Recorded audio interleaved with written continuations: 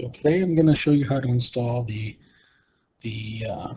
what is this, ZHUOTOP switch on a Harbor Freight Badland Winch. And if you're not familiar, these winches come with a remote control actuator only. And for the purpose of my plow on an ATV, I need a manual switch to mount on the handlebars. And that's what this switch is. And so I'm going to show you how to integrate the switch with your Harbor Freight Badland Winch. So I'm showing you pictures of the switch in case you want to buy it. You can see the cost as well as the winch. Both of these are exactly what I'm using on my plow with ATV.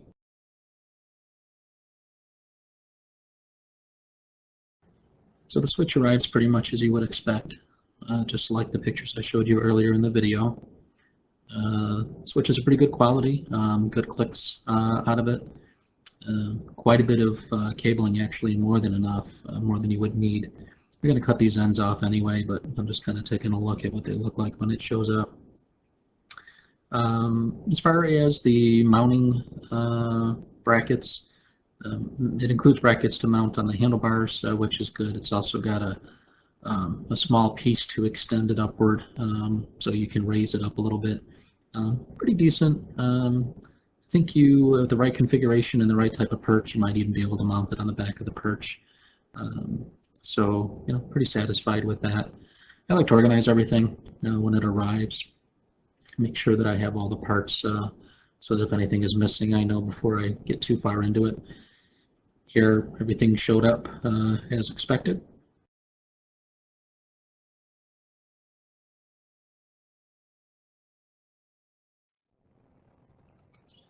Here's just a quick walk around of the ATV with the moose plow on the front. And there's the winch right behind the front grill. This is a Suzuki King Quad 750, I think. Here's another look at the winch from the other side, and then if you look on the left-hand side of your screen there, you can see this little black box that's zip tied up against the frame. That's the control box. Inside of that is everything, the remote module and the relays. There's a remote.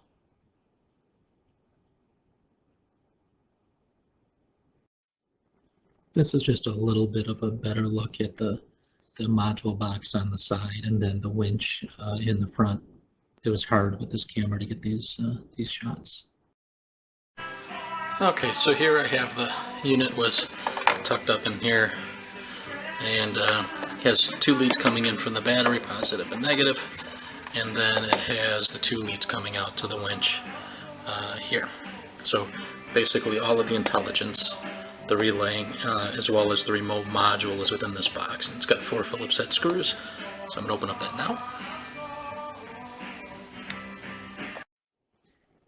I tried to get a decent shot of the box with it open, but this was the best that I could get. So here it is, opened up and exposed.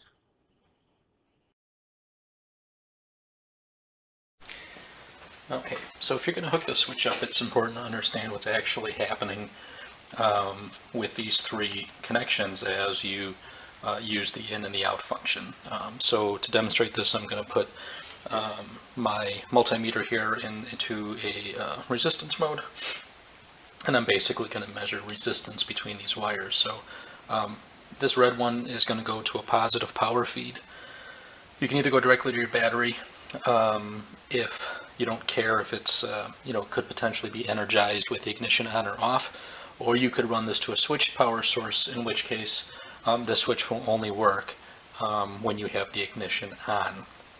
And the way this functions is if I make a connection here to what would be the positive power lead, and I test for continuity between the green, there's no continuity. In the black, there's no continuity, right? Now, I'm going to throw my probe here into the black, and I'm going to actuate the switch. When I press the in button, I now have continuity, which means I am connecting the positive, or 12 volts, to the black when I press the in button. In that same situation, when I press the out button, I have no continuity, or when I depress nothing, which means that nothing happens with the black wire when I'm not pressing the switch or when I press out.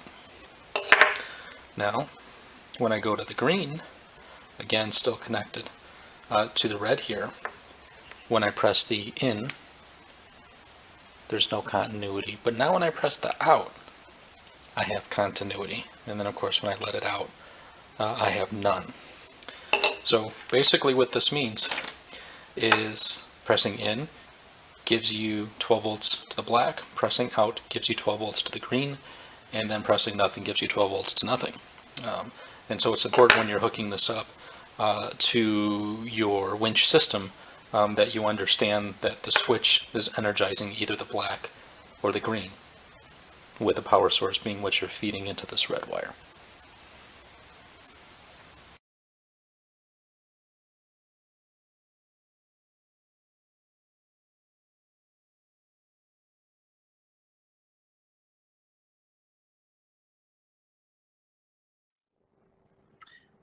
So what I've done is connected some test wires from the switch to the remote module. The green wire is on the white remote module wire, and the red is on the battery feed. We determined earlier that the green wire on the switch is associated with the out function. So if I press out and the winch goes out, I know that this connection is correct.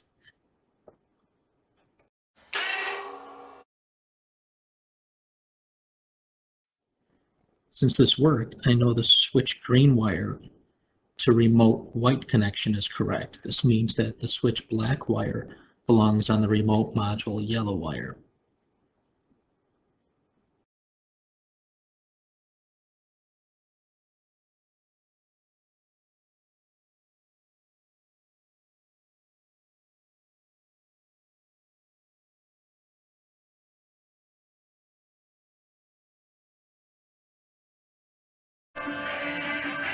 Okay, so what I did here is I chased my green wire down the existing terminal cover for the white lead for the remote module, and then I did the same thing for the black down the yellow lead, and then I soldered them in the end. So this allows me to use the same covers and also ensures I have a good connection.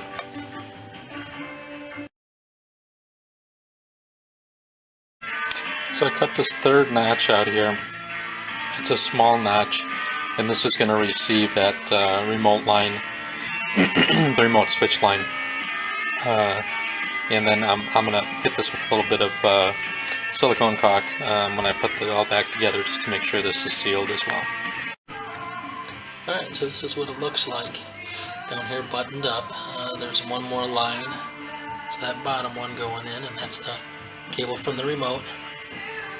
Everything is all zip tied up now.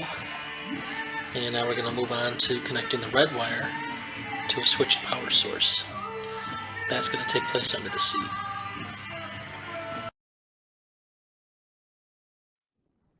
I'm going to use a multimeter to find a 12 volt switched power source in my fuse block. In my ATV, the fuse block is located under the seat towards the rear. I'm lucky enough to still be able to read the label under the fuse block cover, so I can see which fuse is supposed to be the ignition, which means it's the switched power.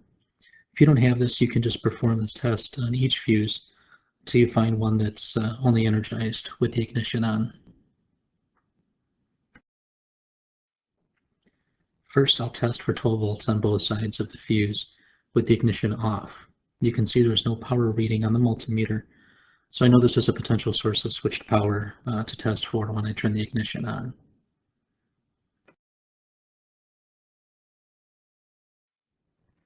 Next, I'll test for 12 volts on both sides of the fuse with the ignition on. You can see there's a good power reading on the multimeter with the ignition on. So I'll patch my red wire from the new switch to this confirmed switched power source. I'm going to use a fuse jumper to make it easy.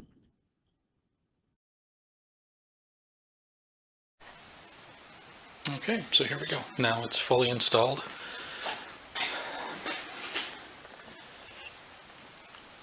Doesn't work because the ignition is off.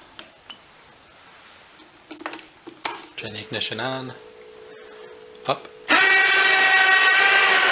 down. And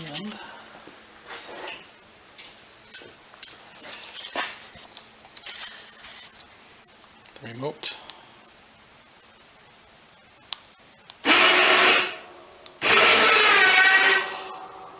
Now, ignition's off.